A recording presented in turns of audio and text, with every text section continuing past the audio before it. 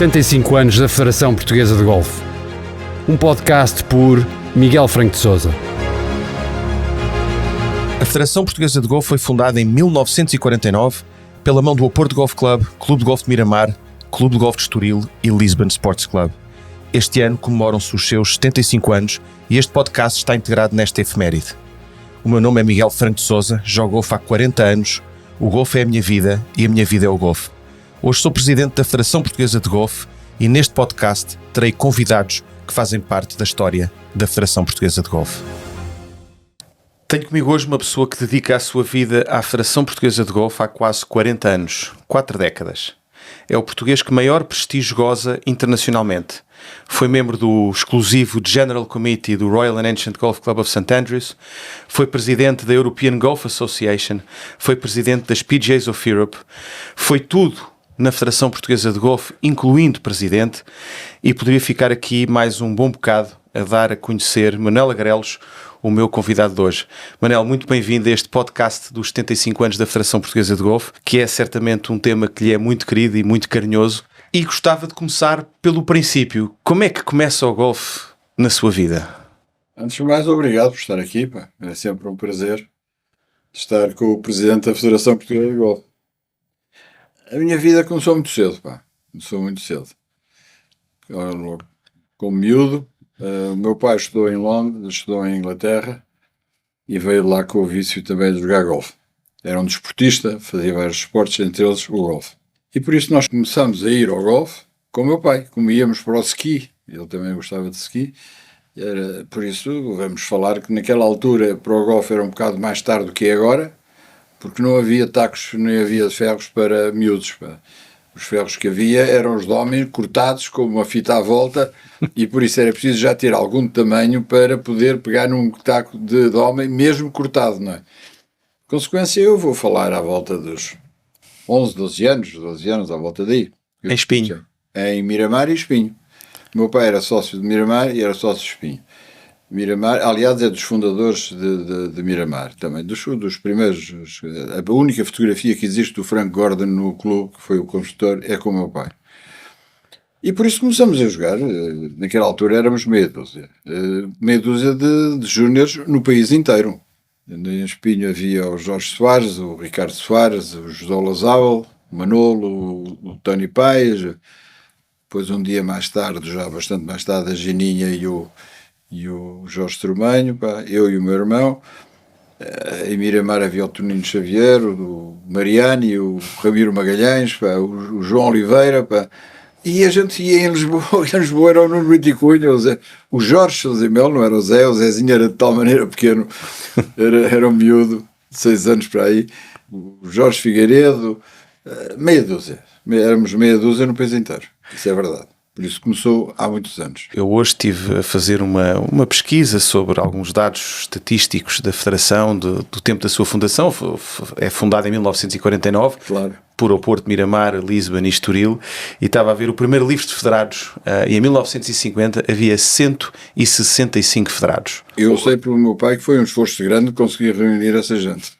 Hoje somos pelo menos federados, pelo menos 18.300, foi com esse número que nós fechámos em 2023 e que certamente continuaremos a crescer, mas a vida não o levou logo para o golfe, ainda teve pelo caminho outras coisas antes de entrar no golfe. Quando é que começa efetivamente no dirigismo desportivo de golfe? Isso eu joguei golfe toda a vida, pá, com os meus amigos, sempre e tal, e não jogava mal, até jogava razoavelmente bem, nunca fui um jogador de seleção, mas jogava bem.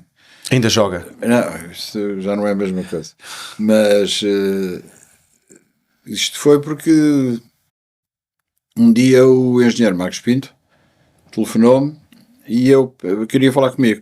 E eu pensei que era porque quando ia a Nova Iorque como piloto trazia de vez em quando umas cassetes de instrução de golfe, pá, e não havia cá, nessa altura não havia Betamax ou coisa parecida, e eu trazia essas cassetes, e muita gente me telefonava para pedir emprestadas as cassetes para ver e eu pensei que era para pedir as cassetes, e ele não, chegou lá e disse, não, você é um tipo que está aqui há não sei quantos anos nesta coisa, etc e tal, desde a fundação disto, vinha convidá-lo para ser meu vice-presidente, porque eu vou assumir a presidência da Federação.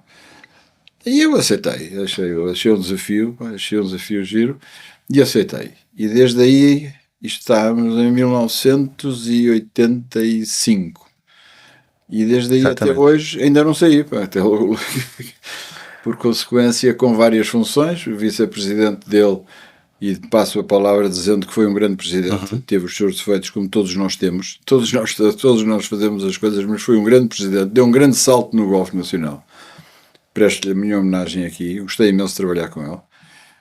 Depois vim como presidente, onde estive 17 anos, e depois presidente da Assembleia Geral até hoje, não é? Ou seja, se em 2025 for presidente da Assembleia Geral, serão 40 anos de Federação Portuguesa de 40 Golfe. anos de federação em 75, não é mau. Portanto, já tem mais de 50% debaixo da sua alçada. Mais 50%. Não é um grande elogio, sabe? Não é Eu acho que é um elogio enorme. Não é um grande elogio, é uma prova de resistência. Não sei. É sinal que não só o Golfe Nacional gostou e gosta da sua administração, como também as sucessivas direções de clubes, direções da Federação, que gostam do seu trabalho e gostam da sua pessoa e da sua experiência e acreditam que traz valor acrescentado para a modalidade. Miguel, há uma coisa que é importante.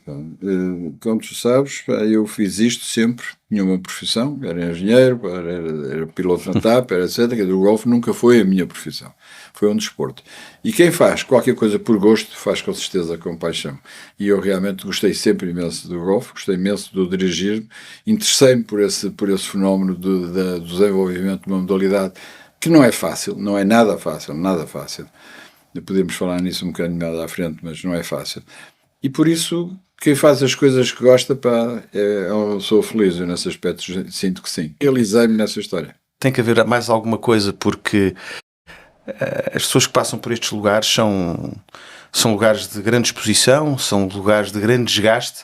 Como é que nunca se desmotivou chegar ao ponto de dizer assim, bom, agora já chega, vou gozar o meu jardim, vou gozar os meus vinhos, vou gozar o meu golfe, vou gozar os meus netos e os meus filhos, e não, eu sei e vivo isso na pele porque sei da paixão e da entrega que Manel Agrelos tem pela Federação Portuguesa de Golfe em particular, mas do golfe em geral. Há mais alguma coisa que o tem que mover que não ser só gostar? É alguma responsabilidade? Não, há uma coisa que é importante, é o feitio de cada um de nós. Pá. E eu tenho um feitio e essas inúmeras presidências que enumeraste, minhas, etc. e tal, e muitas delas a gente pode pensar porquê. Mas realmente eu tenho um feitio um bocado consensual. E gosto de arranjar consensos. E gosto de todas estas problemas de desenvolvimento, a gente ir buscar o essencial e não se focar muitas vezes e arranjar questiúnculos no acessório, que é uma das coisas que é tipicamente português. Arranjar questiúnculos e chatices nos acessórios e não se focar naquilo que é importante. Ora bem, eu nisso julgo que tenho bom feitio. E toda a gente me disse, e tu trabalhaste comigo muitos anos. Ainda trabalho? Pois, tu trabalhas comigo e sabes perfeitamente que eu não me foco nos pormenores e no acessório.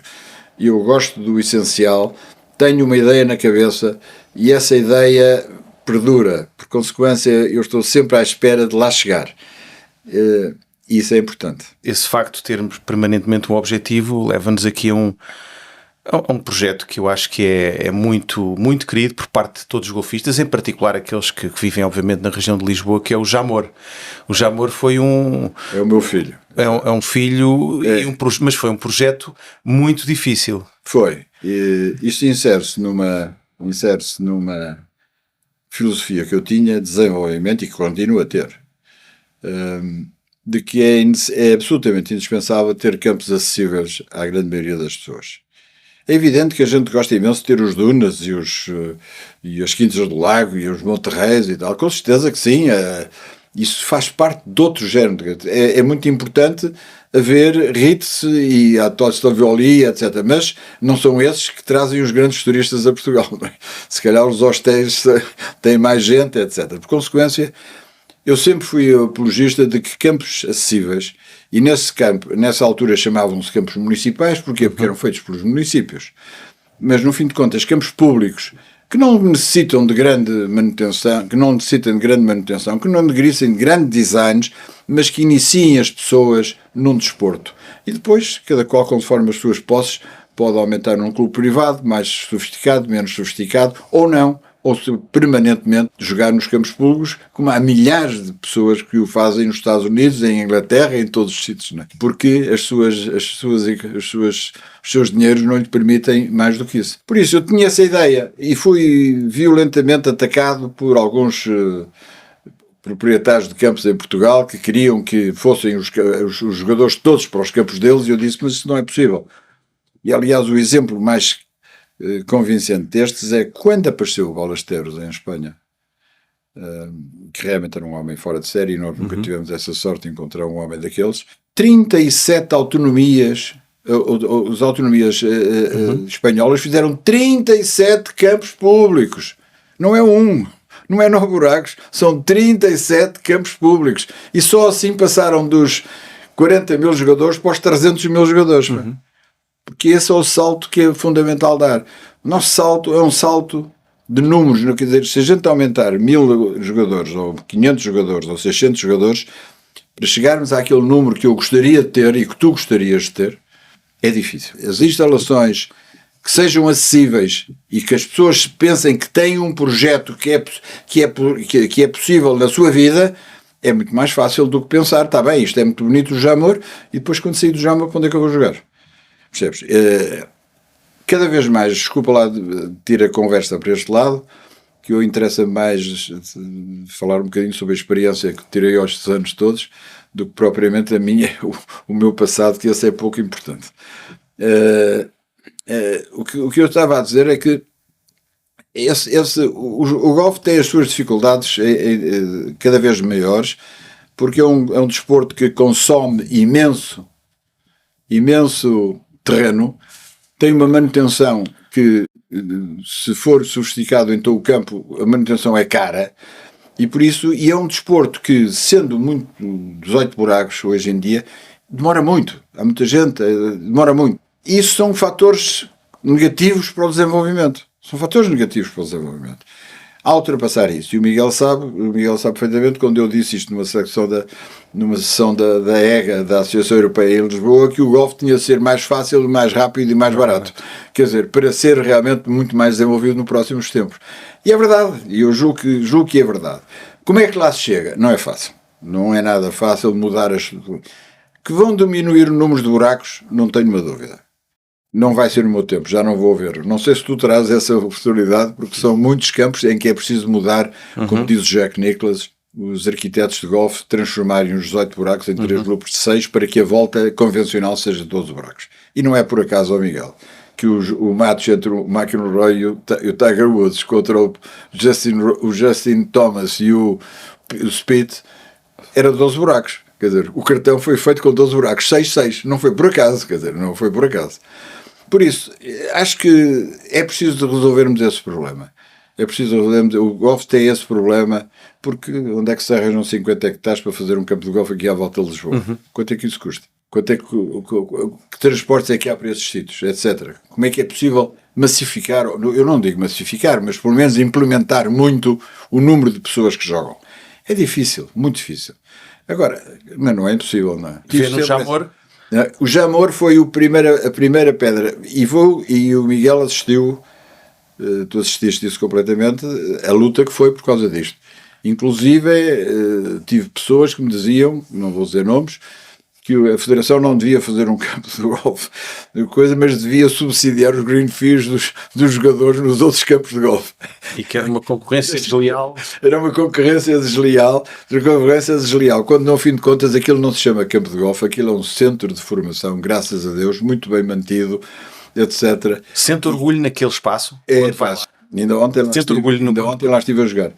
E até tenho alguns comentários para te fazer no fim de outra maneira.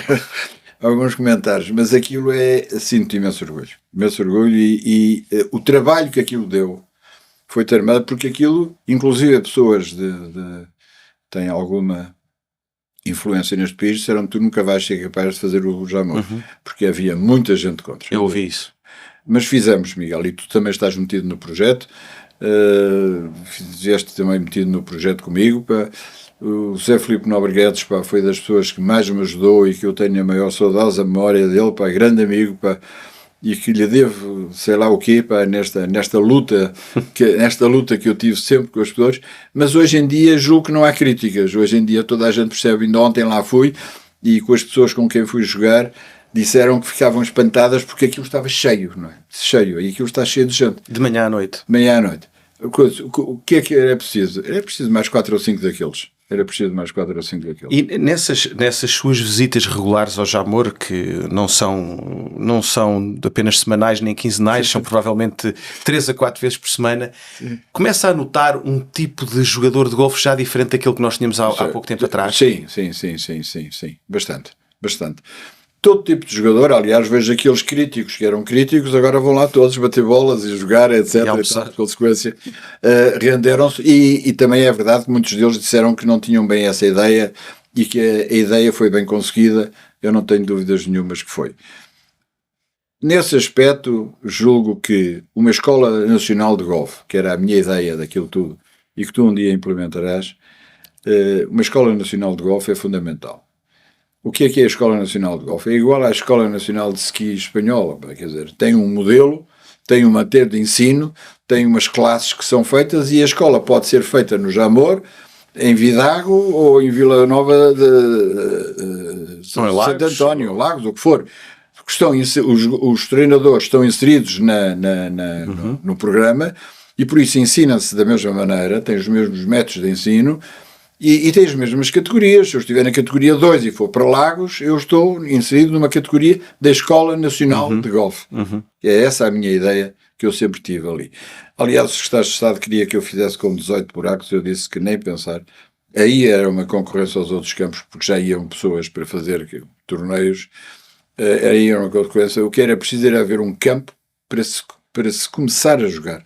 Porque e tu tens filhos como eu e sabes como é que é, as pessoas não podem só bater bolas para o ar, não é? Ao fim de uns tempos é o que me dizia a minha neca, vou, isto é uma seca. Não pode ser, eles têm de treinar, têm de ter um campo onde jogam, onde se iniciam, etc. E não pode ser um campo para campeonatos, nem um campo nada. Tem de ser um campo acessível aos bons jogadores, acessível ao principiante, sem chatear o bom jogador, se quiser lá ir treinar também um bocado, não é? Por isso eu considero que o Jamor, não foi só eu, mas eu talvez tenha liderado o processo. Foi um processo bem conseguido pela Federação Portuguesa de Golfe. Que tentamos manter dentro dessa premissa. Certeza que sim. E temos a Escola Nacional de Golfe a funcionar no Jamor, de forma a perceber de que forma é que nós conseguimos uniformizar um sistema de ensino e que possa eventualmente ser replicado em outro tipo de instalações semelhantes. Exatamente. Em Inglaterra. E a verdade é que acabamos por utilizar muitas coisas no Jamor, não só no treino, mas também no próprio campo de golfe, de fazer experiências de tecnologias para redução do consumo da água, fantástico. Relva, portanto temos feito ali uma coisa que sempre foi esse o seu objetivo. Sempre. É verdade que é esse o objetivo. O objetivo é esse, isso não tenham dúvidas. E de tal maneira ficamos orgulhosos da Federação que o Aranei de St. Andrews veio ao Jamor ver como é que era para replicar este equipamento em outras federações para desenvolvimento do golfe. Por isso, reconhecido por St. Andrews que era um equipamento de modelo nesse aspecto. E isso deixou-me consistente. Julgo que é o único clube em Portugal que tem um Rolex tem 2 Rolex na parede. Não, já mais um ou outro que tem, e outro que o Dunas também vai ter. Mas ter um Rolex na parede significa que o equipamento tem qualidade. Sim, é um equipamento com qualidade, sem dúvida nenhuma. Eu ouvi ainda ouço, Manela Grelos dizer uma máxima que é: os jogadores de golfe não crescem nas árvores. E eu acrescentaria que os jogadores de golfe também não se fazem por decreto, nem por aprovação, em maioria numa Assembleia Geral da Federação. Não. Tens toda a razão, não se fazem. Que desafio faz? Conhece bem a estrutura dos clubes e temos clubes que fazem trabalhos absolutamente extraordinários, que trazem novos jogadores de golfe para a Federação todos os anos, que alimentam as seleções nacionais, que estão a participar nos nossos quadros competitivos, que têm campeões nacionais, vencedores de taça da Federação. Que desafio faz aos nossos clubes para que possam trazer cada vez mais jogadores em Portugal? Obviamente não queremos aqui foi essenciar a alheia, mas obviamente terá a sua ideia de como é que podemos contribuir para os clubes para que eles possam atrair cada vez mais jogadores. Os clubes são o fomento do desenvolvimento da modalidade, quer dizer, não é a federação que faz os jogadores, quem faz os jogadores são os clubes. A federação, quando muito, pode ajudar. Por isso os clubes são o elemento fundamental para fazer os jogadores. É evidente, como eu disse há um bocado, as coisas estão mais complicadas. Porquê? Os campos de golfe em Portugal são muito virados para o turismo e para o comércio, para a indústria do golfe. Ora, esses campos pertencem a fundos, pertencem a entidades comerciais que visam um lucro, com certeza, quer dizer, não andam a investir em campos daqueles, para depois dizer que quem vai lá jogar são os miúdos de 9 anos ou 10 anos, não é isso. Por isso, é sempre difícil. E normalmente nós temos aquela sensação de chamar clubes sem campo e clubes com campo, e clubes com campo são muito poucos em Portugal. Sim. Praticamente. Aqueles que podem dispor do seu campo como quiserem são praticamente contados pelos dedos das mãos. E isso implica muito, porque os clubes, por mais intenção que queiram desenvolver, e alguns deles trabalhos fantásticos, mas repara que os trabalhos fantásticos são sempre de clubes que controlam o campo, não são clubes que não controlam o campo. Há alguns, mas são exceções. Mas é difícil. É evidente que os clubes têm de arranjar, por isso é que esse problema surgiu em Inglaterra e daí surgiu a Golf Foundation.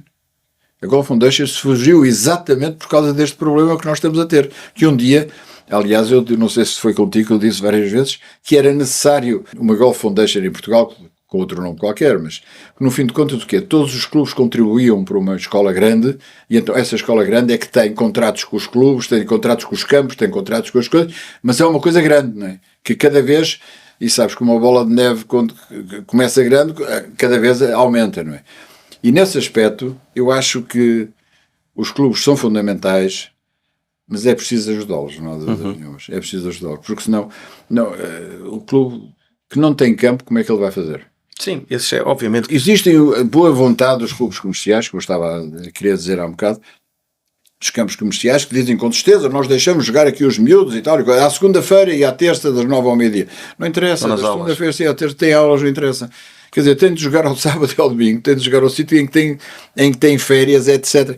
E eu reconheço que os campos têm também as suas limitações muito grandes e que não podem, não é? Dizer assim, os sócios não jogam, vêm cá jogar os miudagem toda, não sei o quê. De vez em quando acontece, é verdade. E nisso o Jamor é fantástico, porque o Jamor pode fazer isso. A maior crítica que já me fizeram no Jamor, um amigo nosso comum, que disse, pá, Miguel, se não te importas, gostava de fazer uma crítica. Isto é uma chatice, que eu venho para aqui ao fim de semana e está cheio de miúdos a jogar. Eu vou para o campo e é uma barulheira. Eu disse, olha, então, se não queres barulho para jogar golfe ao fim de semana, tens que ser sócio do clube A, B ou C, aqui ao lado, onde tens muito menos gente.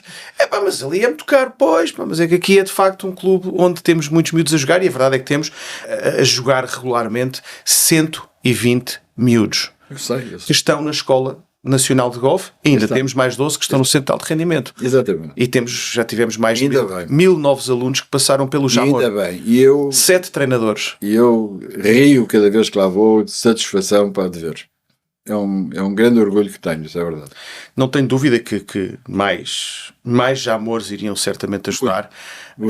Sei que temos já mais alguns municípios que estão a tentar e a lutar para conseguir também. Não é preciso ser nenhum espetáculo de campo, é o contrário, é um centro de formação. É exatamente pode ser um pitch and putt, pode ser um campo treino. Pode ser 9 buracos razoáveis, porque eles até são razoáveis, 9 buracos razoáveis para uma escola, um grande patingrino, um driving range, chega.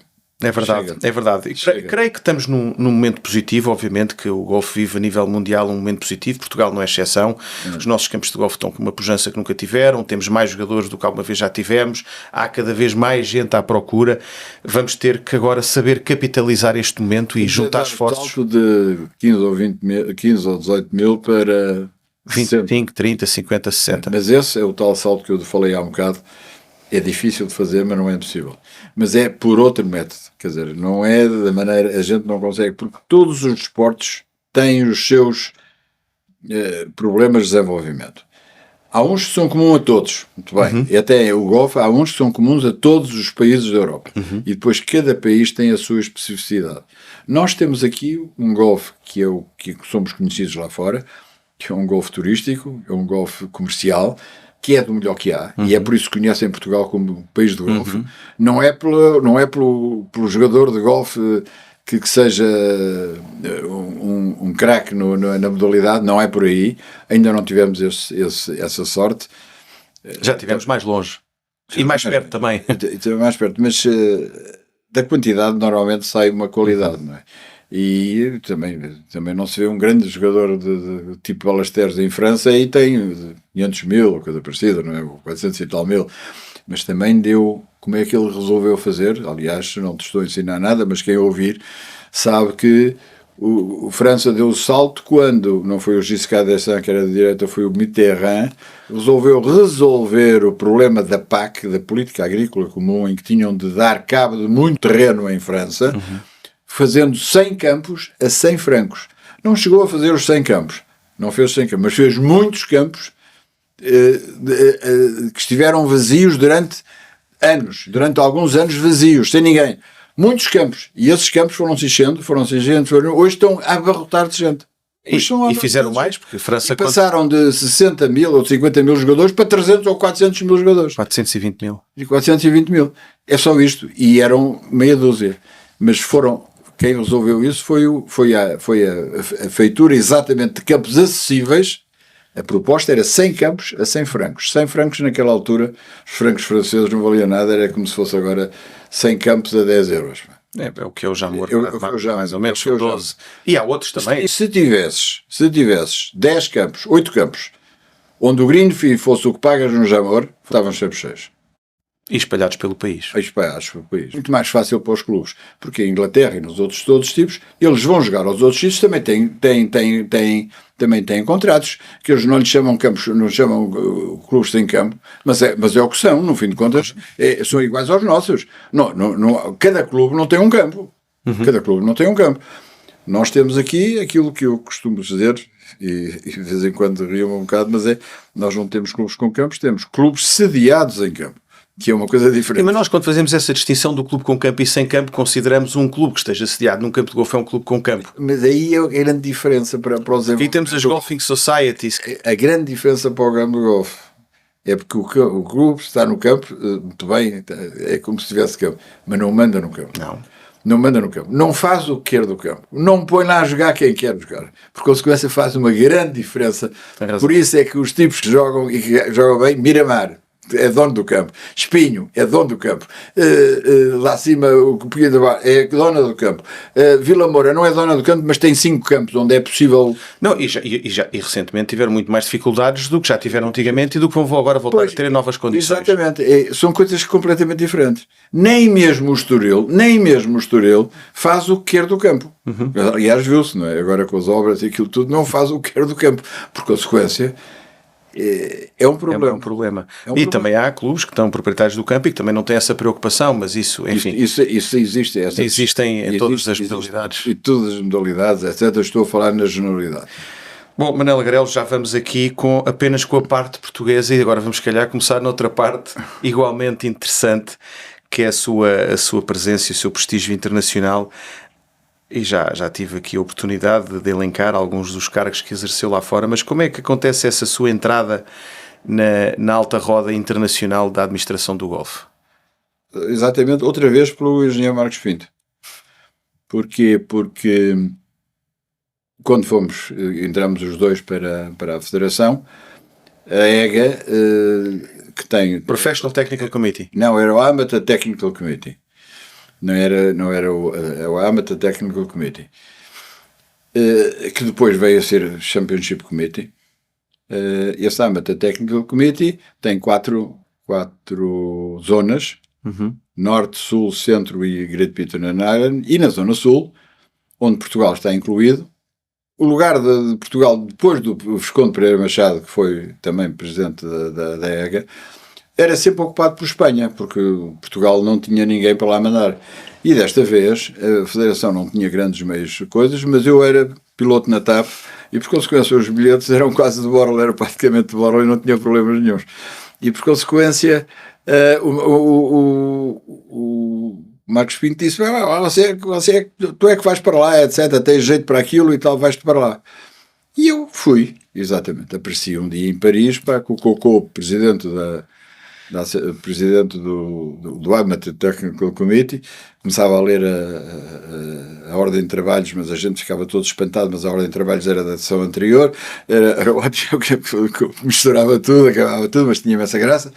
E foi aí que eu conheci a Anja Bonal, que o G.A. Jones, todos esses eram da Waka Cup, etc., todos esses jogadores, e a partir daí foi um desenvolvimento por ali fora, porque eu realmente tinha feitio para aquilo, tinha um bocado de bom feitio para aquilo, gostava de ir aos campeonatos, dedicava-me àquela história, e por consequência do Amateur Technical Committee, um dia fui convidado passou para Championship Committee, no meu tempo eu fui presidente, do último presidente do Amateur Technical Committee e o primeiro do Championship Committee. Foi nessa altura que passou para o Championship Committee. E nessa altura é que eles, sendo presidente do Championship Committee da EGA, me convidaram para o General Committee do RNA, porque interessava nessa altura unificar, acabar com o youth, etc., e começar só boys e homens, etc. E foi nessa altura que me convidaram para ser membro do General Committee do RNA, onde eu já estava pela EGA no Comitê de Regras. Estive no Comitê de Regras de Santander 4 anos e estive depois passei para o General Committee. E como é que é estar sentado, se calhar muitos dos ouvintes, se não a esmagadora maioria, nunca teve no escritório do secretário do Barandei, onde está uma longa mesa, onde se reúne o General Committee. Como é que foi sentir-se um português sentado à mesa, onde literalmente se tomavam as maiores decisões do golfe mundial? Eu, como posso supor, não fui lá ensinar nada. Eu fui lá aprender muito. E foi um bom mentor. Por isso, eu acho exatamente isso. Eu, naqueles sítios todos, dá-me a ideia que aprendi muito mais que alguma vez disse alguma coisa. Com certeza punha a realidade que se passava na Europa e que se passava em Portugal, mas aprendi ali muito, realmente. Nada daquilo é por acaso, tudo aquilo é pensado com antecedência. Nisso os ingleses são programáticos, são fantásticos. E realmente é uma sensação que eu hoje até fico espantado como é que naquela altura eu não tinha mais sensação, mas naquela altura achava que era... Blasé. Exatamente. Um bocado, não era blasé, mas estava sempre interessado em andar para a frente nesse aspecto. E eles são fantásticos, é verdade. Tratam as pessoas, a maneira como eu fui sempre tratado em Santander nessas coisas, porque com certeza que eles tinham 10 vezes mais experiência do que eu, não é? Mas a maneira como eles gostavam de ouvir, qual era a opinião, porque eles também, não é só a opinião daqueles que sabem, aqueles que sabem pouco, se calhar, de vez em quando também têm boas opiniões, não é? E por isso, a maneira como eles tratavam era realmente fantástica. É realmente uma sensação única. É nessa fase que tem um grande mentor no golfe, não é? É nessa tática que eu quero o Sir Michael Bonalek, que realmente era um homem que eu adorava, era um tipo fantástico, humilde, dos melhores jogadores de golfe do mundo, 5 vezes Amateur Champion, British Amateur Champion, nunca quis ser profissional, nunca quis ganhar um tostão com ele, mas era dos maiores jogadores do mundo, Oca Cups, etc., por aí fora, e foi o homem que realmente conseguiu que eu fosse árbitro em Santander, não é? No Open? No Open, de 5 anos, fui 2 vezes no Masters, etc. Tudo isso o Michael Bonalek tinha ao seu dedo, não tenho dúvidas nenhuma. O Michael Bonalek era um homem notável, discreto, sabedor, nunca lhe vi uma palavra de vaidade, nada, era um tipo fantástico, tinha uma admiração enorme por ele. Eu sei, enfim, tive o privilégio ainda de privar, graças a si, eu não tenho qualquer mérito, mas acabei por também ter uma relação algo próxima com Michael Bonalek e sei da admiração que ele tinha por si, porque às vezes encontrava, por alguma razão, o Manuel Grelos não ia a um Open e ele estava e ele perguntava, how's Manuel? Manuel is okay, what does he think about this and that? Era uma pessoa muito... Nós tínhamos um feitio que encaixava bastante um no outro. Encaixávamos, quer dizer, às vezes as pessoas não percebem porque é que à primeira a pessoa encaixa com a outra pessoa, não é? E realmente à primeira, desde sempre, E eu conheci-o porque no Amateur Technical Committee, como foi no princípio, logo no primeiro dia que entrei, as pessoas que estavam ao meu lado era a Ângela Bonalli, que era a mulher dele. E foi através dela que eu o conheci. Foi através dela que eu o conheci. E por isso sempre nos demos muito bem, é verdade. É um homem extraordinário. Mas o Maneia não deixou essa amizade por créditos alheios. Em vida, o Maneia presta-lhe, Manela Grelos, Maneia, eu peço desculpa aos ouvintes, mas eu vou confundir aqui um bocadinho o Maneia com o Manela Grelos. Mas toda a gente me chama Maneia, inclusive eles. Reconheceu o Michael Bonalak por 2 ocasiões e eu sei que foram ocasiões que ele demonstrou a gratidão por esses reconhecimentos feitos por si. Houve 2 vezes, eu lutei bastante quando se formou o Sir Michael Bonalak Trophy. E isso eu reconheço que foi uma ideia minha. Começou por mim. Porquê?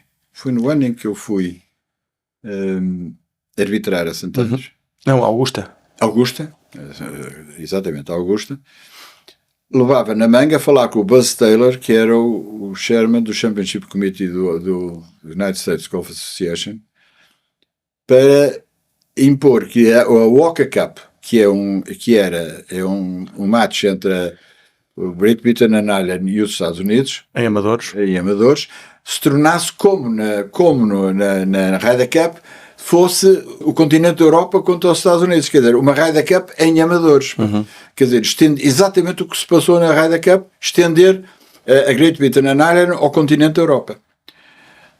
E cheguei lá, falei com ele, etc., e levei um rotundo não. Quer dizer, os Estados Unidos só fazem 2 seleções, uma para o Eisenhower Trophy e outra para o Walker Cup. O Walker Cup, e acabou. E eu fiquei furioso, pronto, não disse nada, mas desiludido. E a primeira vez, o primeiro assignment como árbitro no Masters foi no buraco 7, e eu estava na zona do green, e na zona do fairway estava o Colin Phillips. Colin Phillips era, nessa altura, o secretário-geral da Australian Golf Association. E eu, num daqueles intervalos em que a gente se junta ali um bocado os dois, eu contei-lhe a ele a história, vim aqui por isto, fiz isto, com este buzz-tail e tal, recebi um não completo e tal, fiquei desapontadíssimo, e diz ele, Manuel, não se preocupes, porque eu já recebi exatamente a mesma resposta. Eu fui lá propor que a Asia Pacific Confederation jogasse contra os Estados Unidos e ele respondeu não completo.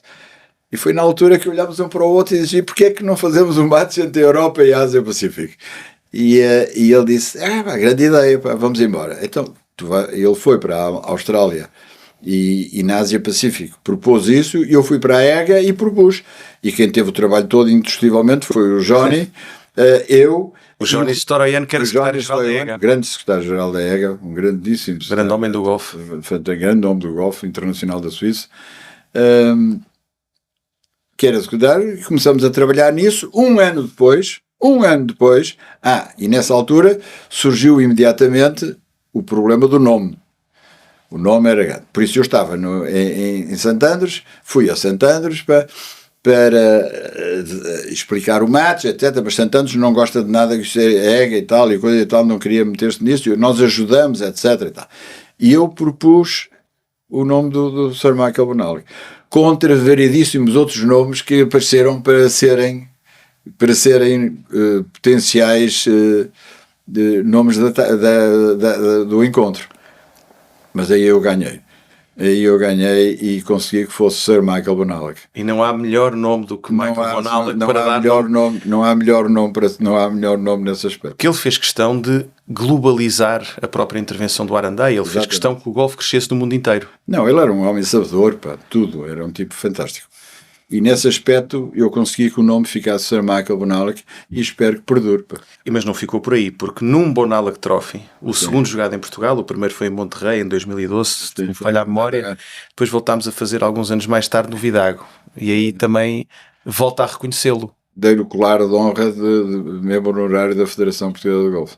E ele ficou sensibilizado.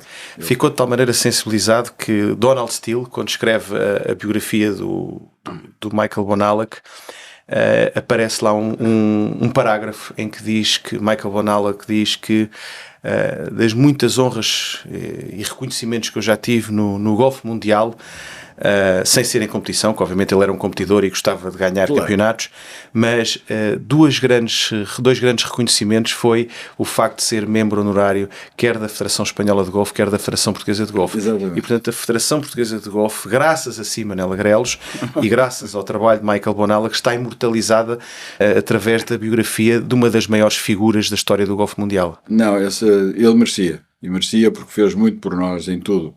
Inclusive no princípio do Jamor, tudo isto, ele foi um grande lutador, sempre. Tínhamos um defeito, é que não estávamos nunca em desacordo. Estávamos sempre de acordo, era uma coisa esquisita. Ele é que dizia isto, brincadeira, mas normal, nós estamos sempre de acordo. Pronto, vamos embora. Ele era um homem fantástico, eu tenho a maior das penas. E o primeiro curso de árbitros que houve, que se sabe da história do golfe, na Europa, foi em Santanos, em 1991.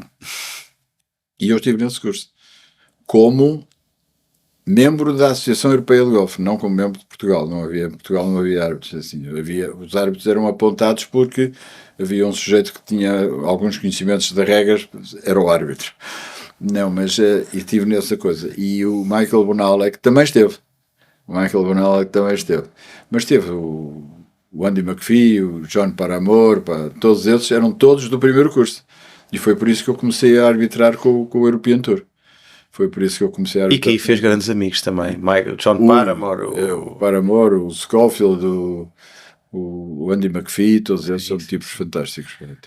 E Espatinho, também um grande amigo seu. Esse sim também. Mas esse, noutro sentido, agora, os árbitros eram fantásticos. Eu nunca quis ser árbitro profissional, quer dizer, era um árbitro convidado, como eles chamavam. De vez em quando tinha possibilidade, eles convidavam e eu ia ao torneio. Mas ainda arbitrou bastantes épocas. 9 épocas. 9 anos. Inclusive tem os badges de árbitro que não dão a todos os árbitros convidados, porque árbitros convidados não têm o badge de árbitro. De árbitros, em que tive de fazer mais 2 exames, pelo meio, 2 em 2 anos, ou 3 em 3 anos, é obrigado a fazer um exame. E sempre quando era convidado, quando podia, ia, e eles pagavam-me o hotel, já não é mau. Nunca fui árbitro profissional, quer dizer, nunca ganhei nada com isso.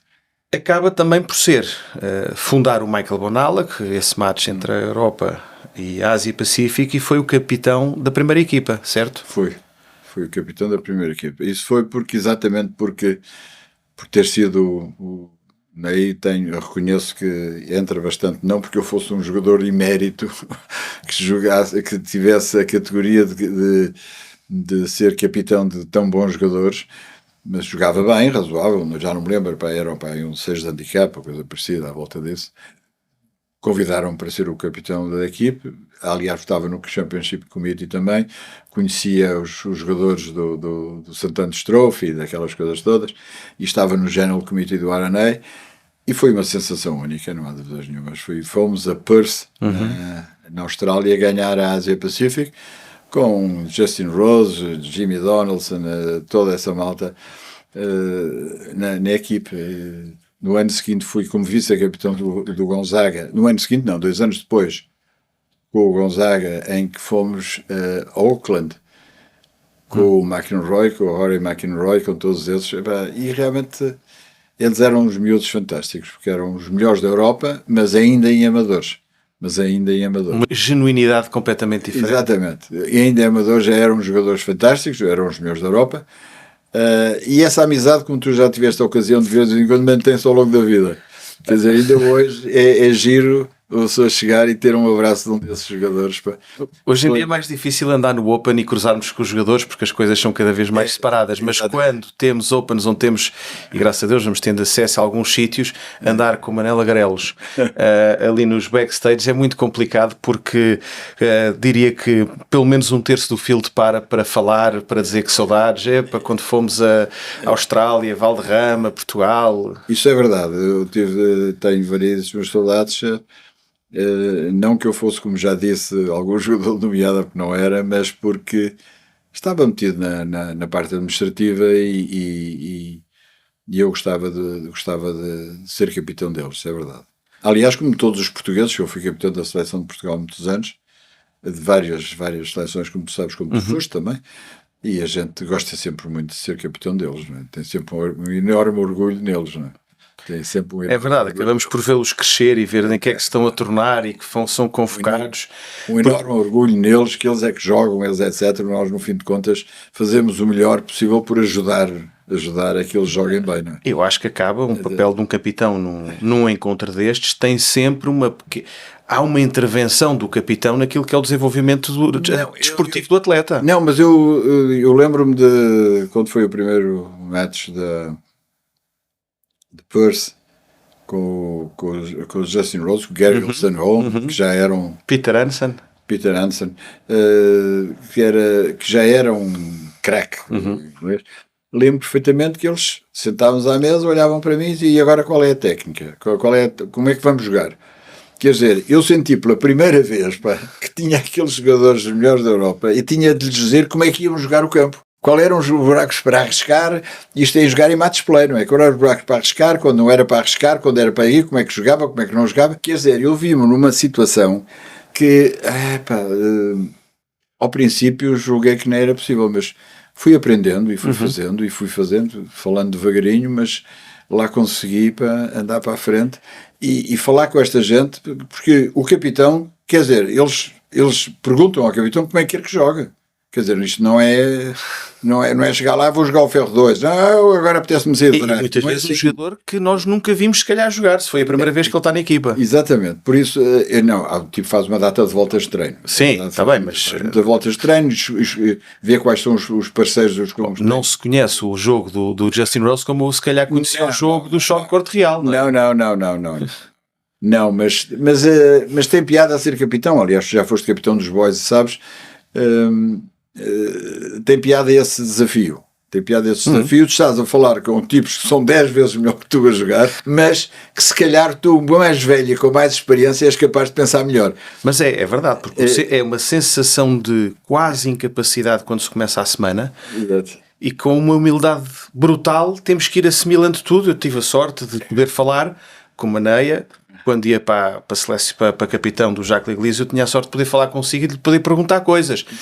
Tinha a sorte de poder estar com o Alexis Godiot ou de poder ouvir algum bom jogador e que já tenha passado pelas circunstâncias e até como capitão para me ajudar no caminho. Teve alguém a fazer esse papel? Teve. O David Harrison, que está comigo, o David Harrison.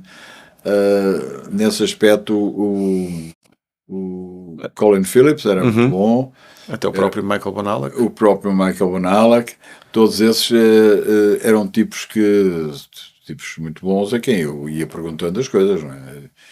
E a Austrália era muito longe, pá. Falar a chegar aquilo era muito longe. Mas é uma daquelas sensações que nunca mais me esqueço na minha vida, para isso não há dúvidas nenhuma. Manuel Grau, se há coisa que nós conseguimos ir conquistando e acumulando, se tivermos capacidade para o fazer, como é óbvio, é de muitos amigos ao longo da história. Eu tenho uma história bastante recente, bastante curta, comparado com a sua. Mas lá chega. A ver, vamos, já dizia o cego. Lá chegará. Reuniu, e eu tive o privilégio de assistir a essas amizades, e o rol de pessoas com quem desenvolveu amizades é absolutamente inacreditável. Guarda com saudades os muitos amigos que foi fazendo, muitos foram desaparecendo, infelizmente, vicissitudes da vida, outros continuam. É das grandes coisas que se consegue no golfe, é as amizades que se conquistam, que se ganham, exatamente, que se merecem. Exatamente. É das coisas boas da vida. Os grandes amigos que eu tenho, por acaso tive sempre essa sorte, os grandes amigos que eu tenho na vida são ou da minha profissão, dentro da aviação, ou no golfe. É indiscutivelmente, não há dúvidas absolutamente nenhumas. Essa evolução ao longo dos anos todos que a gente começa por baixo e vai ouvindo os mais velhos e tal, e até que a certa altura, quando dá por ela, já é dos mais velhos, já é ele os mais velhos, e começa a ver os mais novos e vir ter com ele. É um processo da vida, pá, é um processo que tem piada, pá, e em que a experiência que vamos adquirindo tem valor, não há dúvidas nenhumas, tem algum valor. Mas costuma-se dizer que a experiência de cada um só aproveita ao próprio, não aproveita aos outros. Eu estava agora a tentar imaginar um jantar de homenagem ao Manel Agrelos, e se todos viessem, se todos fossem vivos, essa festa seria provavelmente uma festa onde estavam todos aqueles do Who is Who in the World of Golf. Não tenho uma dúvida. Não digo todos, mas há muita gente ainda. Há muita gente. Talvez não estão nos Estados Unidos, mas da Argentina ao Canadá, da Europa toda, a Ásia Pacífica, inclusivamente a África. É evidente que eu tenho alguma facilidade para arranjar amigos, é verdade. Não arranjo situações de conflito. Tenho alguma habilidade para arranjar. Eu invejo nesse aspecto. Tenho alguma habilidade.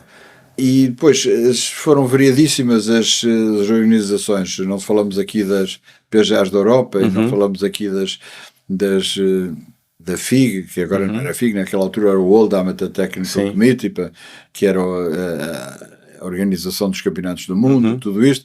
Por isso, eu fui membro da Comissão Executiva dos campeonatos do mundo. Tudo isso leva-nos a ter amigos em toda a parte, na Índia, no Canadá, na China. Na China não tenho. A China no meu tempo não era coisa. Mas tem no Japão. Mas tem no Japão. O Japão tem imensos. Aliás, foi lá que eu cheguei como presidente da Associação Europeia num dos matos do Michael Bonal, e passei pela vergonha de serem os japoneses a ensinarem a mim o que é que os portugueses tinham feito no Japão. E eu a abanar com a cabeça a dizer que sim, mas eles é que me estavam a dizer o que é que eu não sabia nada. E eles é que me ensinaram que os portugueses é que levaram as primeiras espingardas, o que fizeram o primeiro dicionário português-japonês, não sei o quê, tudo aquilo, e eles é que me estavam a ensinar a mim, percebe? Por isso, eles tinham imenso respeito, e têm imenso respeito pelos portugueses. Bom, eu acho que 40 anos de vida na Federação, mais outros tantos a jogar golfe, pelo menos, deram-lhe aqui um lugar privilegiado para assistir ao desenvolvimento todo da história da Federação, mas conquistou sem dúvida nenhuma o lugar de destaque na história da Federação Portuguesa de Golfe. Passa por ser o português com mais cargos exercidos lá fora, uma pessoa responsável pelo desenvolvimento da modalidade de uma forma como mais ninguém conseguiu, e vamos ver se algum virá a conseguir, uma presença em inúmeros organismos internacionais, e eu tive a sorte de o ter, e tenho a sorte de o ter como amigo e de me ter ajudado muito na minha vida do golfe, na minha vida lá fora. E essa amizade é de facto muito, muito apreciada da minha parte, Manel Agrelos. Portanto, foi um gosto tê-lo aqui hoje, nestes 75 anos. É um bocado assim desde há muitos anos. Para a gente, quando começa a conversar sobre estes assuntos, não para. A minha pessoa não é a parte importante é todo o que está no meio desta história toda, porque há muitas histórias para contar, muitas ficam por contar, com certeza, mas... Eu acho que já sei quase todas. Não é mau, já não é mau. Mas isso tem piada, e ficar... E quem vive isto como eu vivi toda a vida, com paixão, realmente, de gostar desta modalidade, é realmente reconfortante, isso não há dúvidas nenhumas, a gente gosta. Obrigado, Manel Agrelos, um podcast emotivo e que marca de forma muito concreta estes 75 anos da Federação. Muito obrigado por tudo. Muito obrigado, Miguel. Muito obrigado, e boa sorte para o resto do teu mandato como Presidente da Federação. Muito obrigado.